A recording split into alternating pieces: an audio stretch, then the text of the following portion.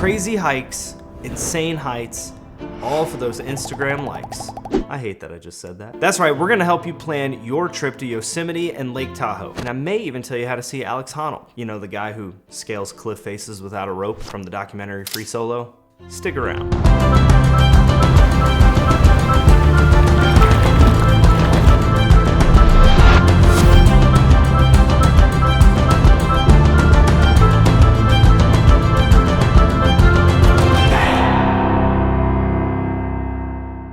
If you're flying into California, be aware that Yosemite doesn't have a nearby airport.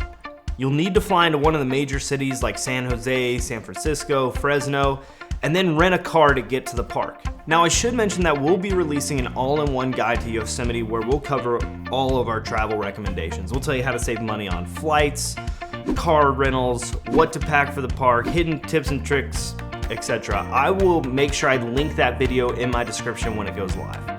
So we flew into San Jose, jumped in a rental car, and went straight to... Had to. We're in California. Because when you live on the East Coast, it's just what you do. Keep in mind that from the Bay Area, Yosemite is about a 3-hour drive. But once you get closer to the park, it gets really scenic, so the drive is not all that bad.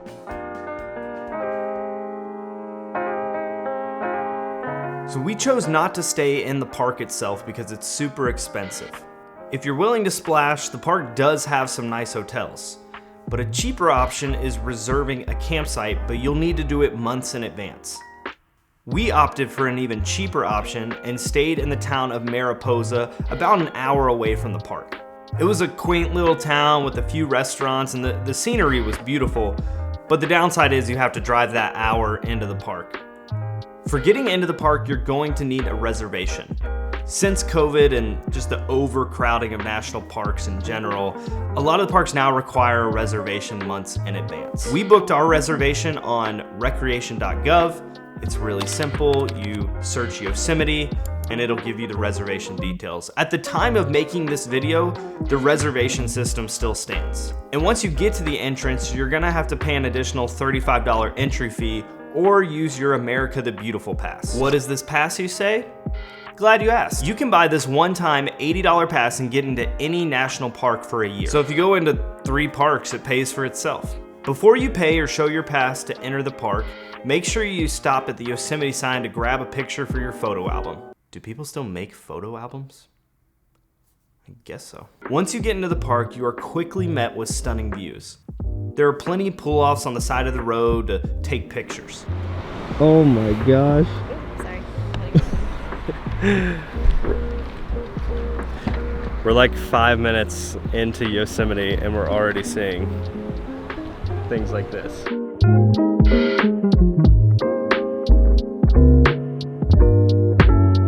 And if you want a central spot for parking, we recommend going to the Yosemite Valley parking lot. This parking lot has bathrooms, maps of the park, free shuttle buses, and it's close to the park gift shop and convenience store.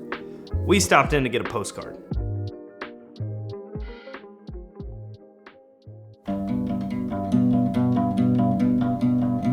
We'll give you a list of some of our recommendations and save some of our favorites for the end. Starting with Mirror Lake, one of the least strenuous hikes in the park because it's mostly flat. In fact, I would call it more of a trail, and the total trail is only 2 to 3 miles long. Mirror Lake itself is just a flooded part of a river, but it is really pretty because you can see the reflections of the mountains in the lake, hence Mirror Lake.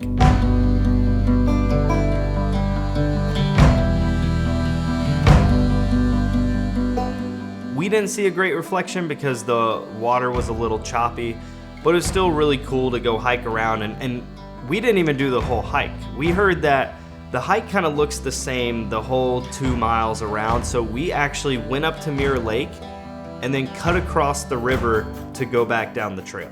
We're gonna walk across the river here. Oh, it is cold. Yeah. I know. If you can do it, maybe I can do it. It's getting deeper. It's getting deeper. Now the river is cold because it's just mountain snow runoff, but I thought it felt amazing. Next is Lower Yosemite Falls. This is also one of the least strenuous hikes in the park, but you should know that this also makes it very touristy. When we went, it was fairly crowded with people all trying to take the same picture. One tip for avoiding some of the crowd is by crossing over the bridge lookout at Lower Yosemite, and there's a small rock wall on your left.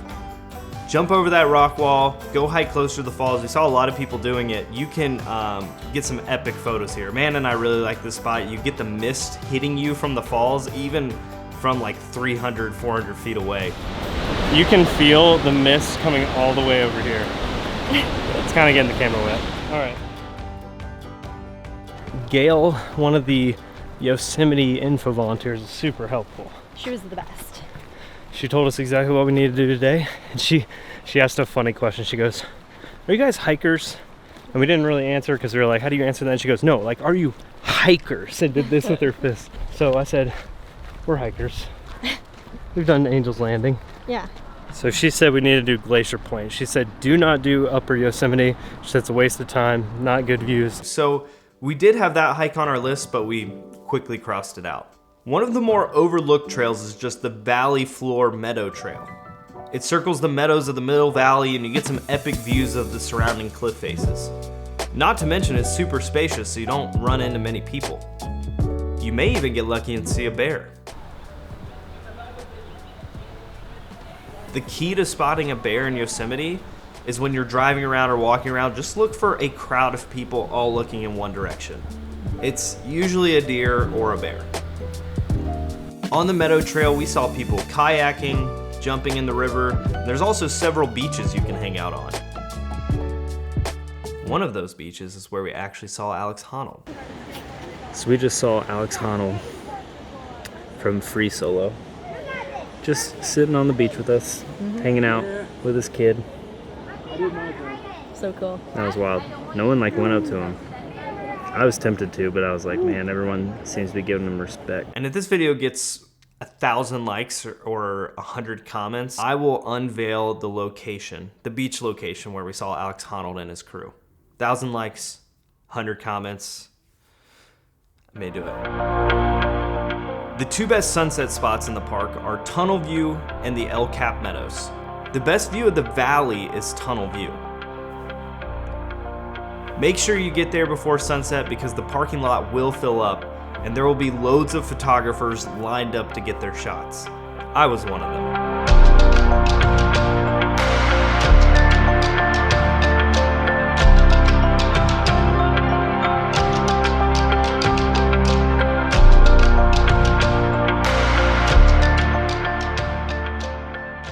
The cool thing about the El Cap Meadows is if you have a long telephoto lens or binoculars, you can spot climbers along the side of El Cap.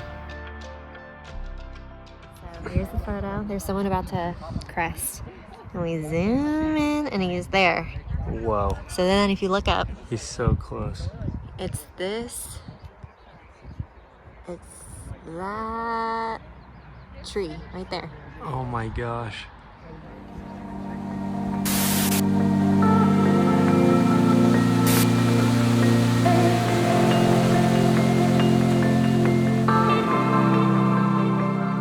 If you want to get up and close to some waterfalls, hike to Vernal and Nevada Falls.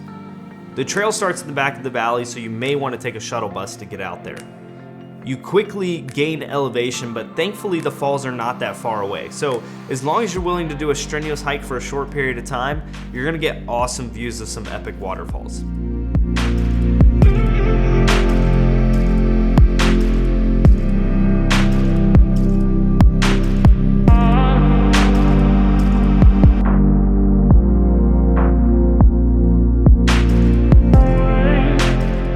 Go during the spring, the waterfalls are going to be at their maximum dumpage. There's no way that's how you say that. The waterfalls are going to be at their maximum force, maximum water output. The water is going to be falling. Just be ready if you go in the spring because the waterfalls are going to soak you. If you're getting anywhere close to take a picture, the mist is so powerful that it just coats you as you go up. Took a shower. Quick pro tip here, if you plan to hike Half Dome, the beginning of the Half Dome hike actually goes up through the Vernal and Nevada Falls Mist Trail. So Don't do those if you've got a Half Dome permit. You can just put them together. But we'll get to Half Dome toward the end. For you more experienced hikers or those looking for a challenge, we recommend taking the 4-mile trail to Glacier Point.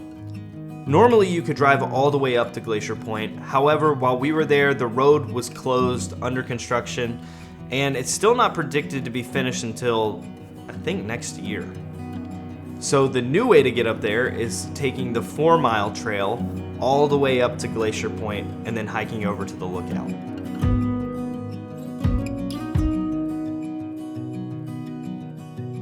The hike gains quick elevation, lots of switchbacks, gorgeous views along the way, and once you get to the top, you get amazing views of the valley and a picturesque view of Half Dome.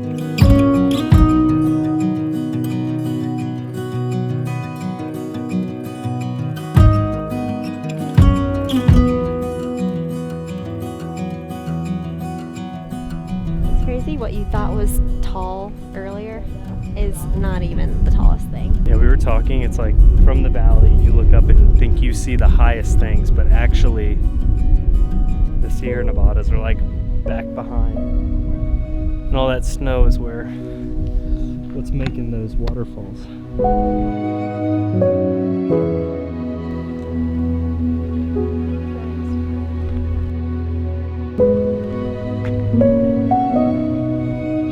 This is not a bad spot to have lunch. Amanda, Yeah, do you agree? yeah, it's a great spot. Just know that because of the construction, I think the top of Glacier Point is also under construction. There's typically like some bathrooms and some water fill-ups while you're there, but all of it was closed. So there was people like going off into the woods to do their business and stuff, but make sure you pack plenty of water too, because there won't be any at the top. You ever seen Free Solo?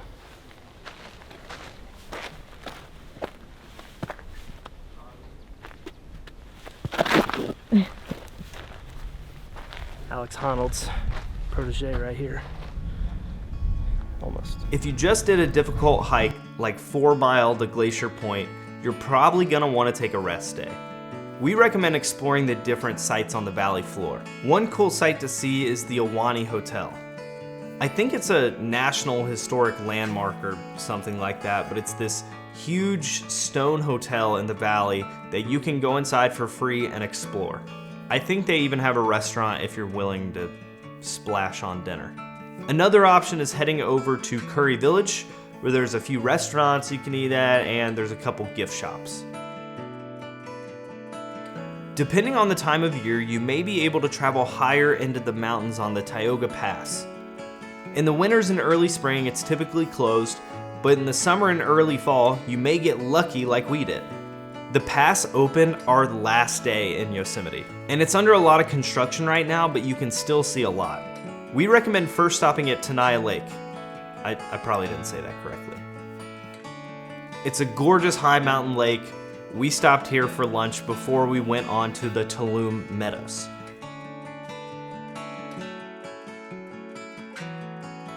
These high meadows stretch for miles with rivers carving through the landscape, a perfect photo op.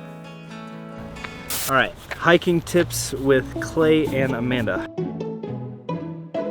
Tip number 1, wear a hat with a big brim. Amanda's wearing the same, it'll keep the sun off your face. Number 2, plaque. You never listen about candy. Pack. Number 2, pack plenty of water. If you do not have a camelback slot, you can always use your laptop compartment. It fits. It fits. Tip number 3, bring toilet paper.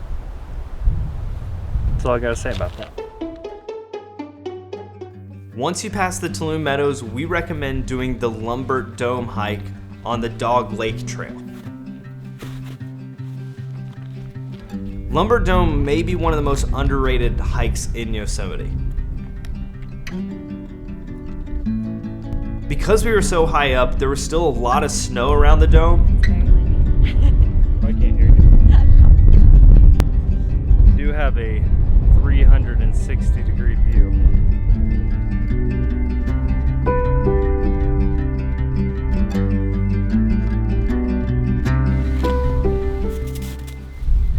This is mountain snow. Mountain snow. Now, in my opinion, continuing on to Dog Lake isn't worth it. The lake is pretty, but once you've seen one high mountain lake, you've kind of seen them all.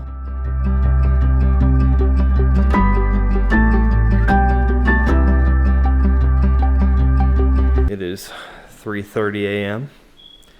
and we're going to hike Half Dome.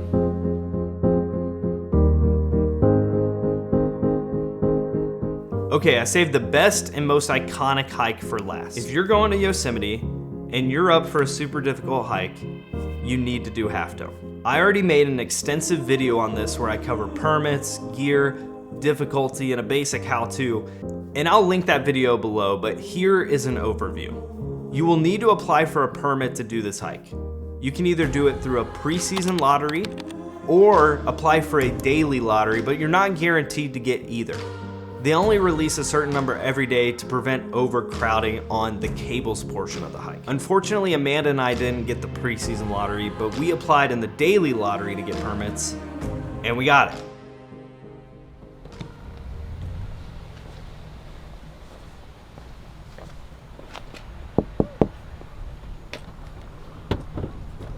Hey. Oh my gosh. What does it say?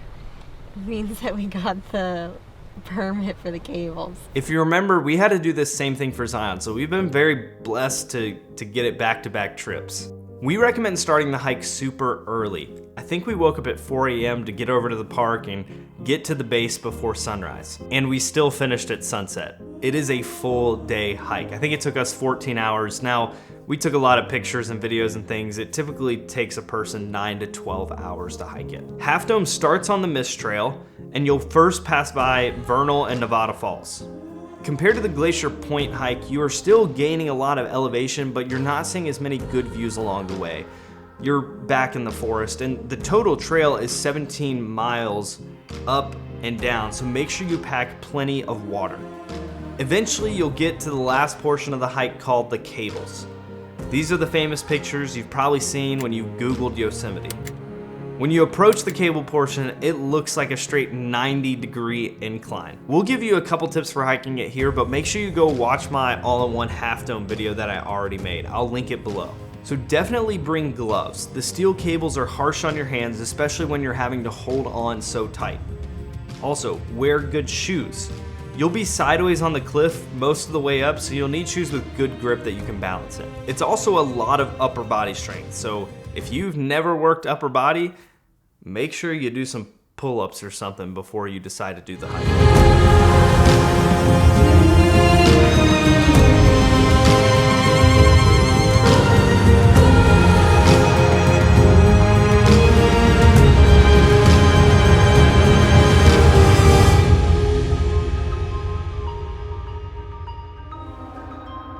Once you get to the top, you get a 360-degree view of the valley.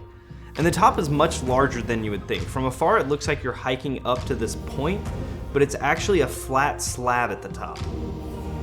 This is one of the first hikes that I would say was just as hard going down as it was coming up. The cables can be scary going down because if you decide to go down face forward like I did, you are just looking down at this steep incline and to your death. But you can also turn around and face the mountain and come down backwards.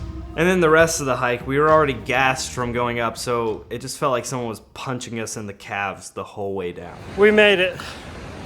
Flat ground at last. When we reached the bottom, we went straight to Curry Village to find food. Pizza time. There's this place there I believe is called Pizza Deck. I'm not sure if the pizza was actually good because we just hiked 17 miles, but that was some of the best pizza we've had. All right, 2 last tips for hiking Half Dome. First, don't do a strenuous hike the day before your Half Dome hike.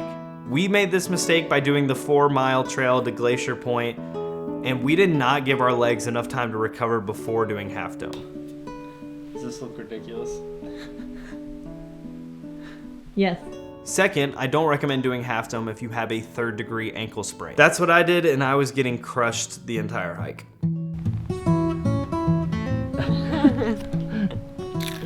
I haven't mentioned any places to eat in the park yet, mostly because we packed in our own lunch every day. You're gonna pay a pretty penny at the restaurants inside the park. Most days we had peanut butter and banana sandwiches, which are so tasty. We thought 5 days in Yosemite was the perfect amount. We got to do all the hikes we wanted, but we didn't stay so long that we got bored. If we did the trip again, the one thing that we would change is staying inside the park for a couple nights. Just to get rid of that hour drive we took every day, it'd be nice to stay inside the park and get to hikes early in the morning. We'd also maybe try kayaking in the river if it's warm enough. On our last day in the park, we left just before sunset to make it halfway to Lake Tahoe, where we stayed in an Airbnb. Made it to our little Airbnb.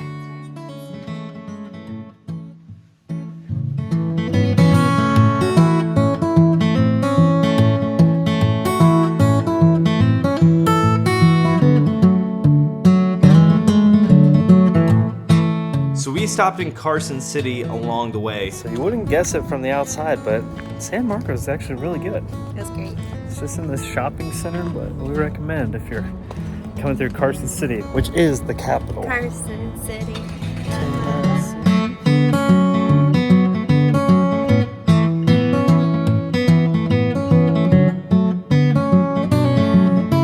In Tahoe, we decided not to go with an Airbnb and instead stayed in a contactless motel. Mostly because it was the cheapest, but we were also curious. Play park. Made it to the play park.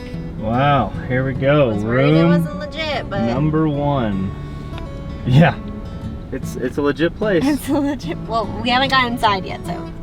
So horses. the interesting thing about this place, oh, it's a little dark. Hold on. Interesting thing about this place is it is contactless service. So everything, there's no front desk. Everything was done via like phone or internet, and there's like an app that they have, like a website that has all your details. You can text them if you need a towel. You have a code for your room, like there's no key. It's pretty cool. First time staying in one of these, so Yeah. let's go check out the room. Oh, all right. Wow, this is cute. Yeah, look at I'm this. into it.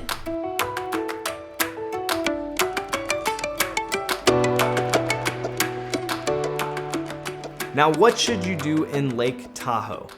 Well, one of the coolest things to do is to drive all the way around the lake.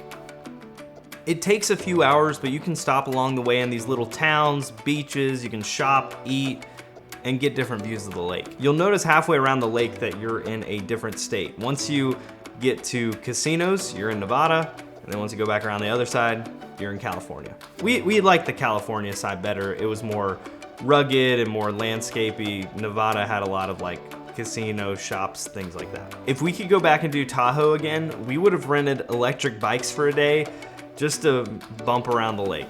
As for hiking, we did the Tahoe Rim Trail, but we don't really recommend it. The views at the top are good, but you can get just as good of views of the lake by just doing the pull-offs on the side of the road. But the hike isn't hard, so if you just want to take a couple hours to go see a good, high elevated view of the lake, do the Tahoe Rim Trail. The most well-known place at Lake Tahoe, and it's definitely worth the hype, is Emerald Bay State Park.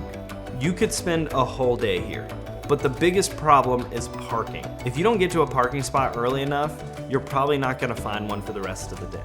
And they will ticket you if you park illegally. We recommend parking at the Emerald Bay Overlook for sunrise. If you're not a morning person, let me tell you, this sunrise will change your mind.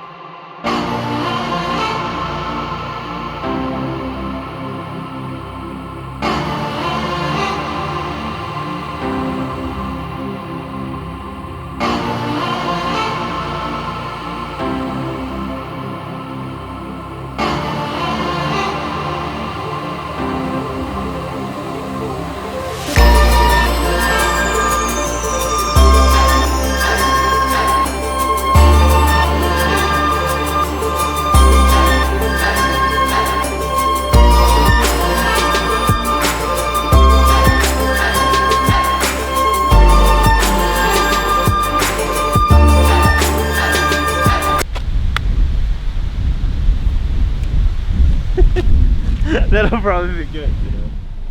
I was wondering if other people get up for sunrise on vacation. Probably Or is it not. just us? I think it's just us. But we were saying it's a great time because then you can just take a nap later. True. This is what we're about to see. I'm wearing out that way. like 20 layers right now though. It is really cold in Lake Tahoe. What's the temperature? It's 37 degrees. We are at Eagle Falls hike. We just parked here on the side of the road. We just saw a really cool sunrise. You might have already seen this in the video. Now we're gonna go do a hike, so come on. We did the Eagle Falls hike, which is within walking distance of the lookout. The trail leads up to a great lookout over Lake Tahoe, and if you go a little further, you can get to a high mountain lake, I think called Eagle Lake. Apparently you do need a permit for hiking back in there, but there was an exception on the weekend we were there, so just make sure you check the park office before you do the hike. After the Eagle Falls hike, we went down the mountain to Viking Schloem. There's this like beach access area where you can go kayaking or take a boat tour. We really wanted to rent kayaks and go out to that island you see, but a park ranger told us that if we were to fall in the water at this time of the year, we would die of cold shock. Sort of disappointing. We're thinking if you go later in the summer, there's a chance that you could get into kayaks and go out on the lake. We did find out later that people kayak in the lake year round, so I don't know what they were saying. We probably should have done it. But if you walk around, there's also this big mansion. It's famous for something. I'm not sure what. You can Wikipedia it. I'm sure you can find it. For sunset, the best spot is by far that Emerald Bay lookout.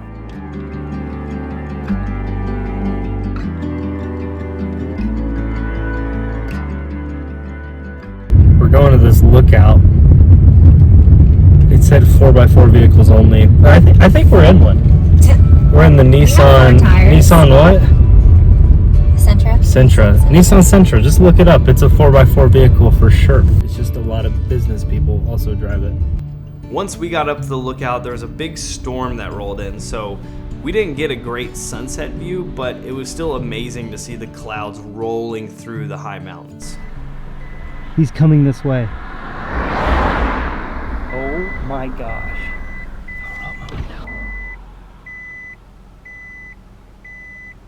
Oh no, you think I should drive a little bit? No, just stay put. He's going across the... He just went across the road. Oh wow. Look at that. Oh my gosh. They must have gotten him because he's a shade spot. Wow. That No. was nuts. It's also funny. He like is used to traffic. Did you see how he looked? Yeah. Amanda, what did we just see? We saw a bear in Lake Tahoe. And he just crossed the road. I thought he was coming right at our car for a second. The only other things we recommend doing are checking out a few of the public beaches. It's really weird being at a lake and having to wear long sleeves and pants, but We are sitting at the beach with our long sleeve shirts and pants on. now for food, one night we went to Sonny's in northern Lake Tahoe.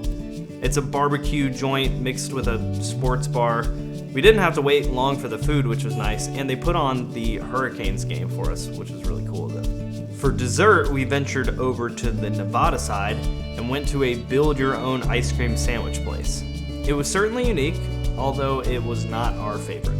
You're not gonna believe me, but the best food we had in Lake Tahoe was Thai food. The first couple days we were in Lake Tahoe, we kept passing by this place and seeing people lined up out the door at like lunch, dinner. Throughout the day, there was just a long line. And we were like, why would people want Thai food in Lake Tahoe? But because we kept seeing the lines were that long, we decided to try it out one night. We were shocked. It was actually amazing. So if you're in Lake Tahoe, you gotta try Mai Thai. Of course, I tried some bubble milk tea places while we were out there. I recommend Tahoe Bear Tea House for all my bubble tea fans. And for breakfast, we recommend eating at the Getaway Cafe. The portions are ginormous and the food was amazing. Once you're in Lake Tahoe, the closest airport to fly out of is Reno. We didn't want to drive all the way back to the Bay Area to drop off a rental car, so we scheduled a pickup at Reno Airport. We stayed at a nice Airbnb just outside of downtown and gave ourselves some time to explore the city before jumping on our plane. The coolest part of Reno is the river that runs through downtown. We watched people kayaking, fishing, just hanging out. We also explored the downtown too, but it's really small. They do call themselves the biggest little city in the world. And if you're not there to gamble, there's not much else to do. We tried out Aurario, It's this Korean fusion place we tried for dinner, and it did not disappoint. If you're ever in Reno, which I don't know why you would be, other than if you're following our itinerary in this video, you gotta try it out. It's awesome. And then we jumped on a plane the next day and headed home. Like I said, if you're looking for a more detailed itinerary for your trip, we are going to release that video soon, and I will end up linking it below. Please comment if we missed anything or you would add anything to this trip. We always like hearing from you guys. Other than that, see you in the next one.